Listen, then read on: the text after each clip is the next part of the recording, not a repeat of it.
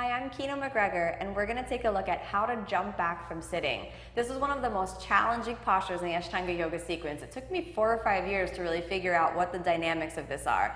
Dailene's going to be my model today, and we're going to break that down so you can try this right at home. The first key to jumping back is going to be to have a deep cross, a deep bend in the knees. So let's just work on that. Crossing your feet, bring them as close into your chest as you possibly can.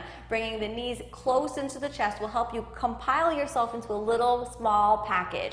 Just sitting, holding the knees into the chest may challenge the level of strength in the hip joints. If it does, you would want to try to hold this posture for maybe a few breaths each time before you try to jump back. Then, the most beginner version, easy way to work on the jumping back is to lean the weight of the body forward, placing the toes on the ground and walking your feet through your hands. Then, stepping all the way back into Chaturanga Dandasana, stretching out and bending your arms on the way down. Inhale, move into upward facing, and exhale, down. Now we're going to take a look at what might be a second level modification for jumping back. This will actually be one of the hardest movements that you can do, and it's advised that you try this only after you've been practicing for a little while. It's not the first modification you do.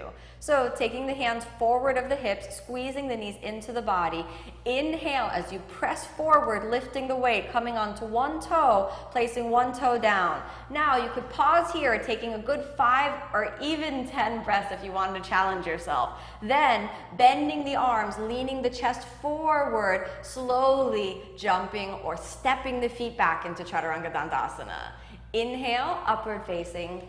The next level of working on jumping back will involve combining that motion with a full jump. So make sure you take the hands forward of the hips, work on that tight little package, and inhale, pressing forward, come with one toe down, straightening the arms, feeling the weight leaning forward, then bend your arms and jump back, landing into Chaturanga Dandasana.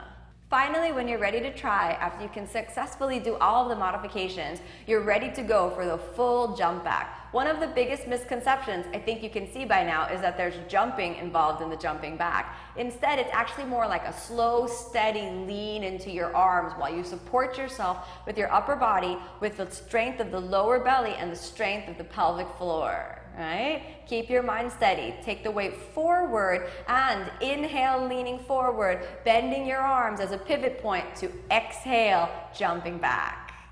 Landing in Chaturanga Dandasana. I'm Kino McGregor, and this has been How to Jump Back.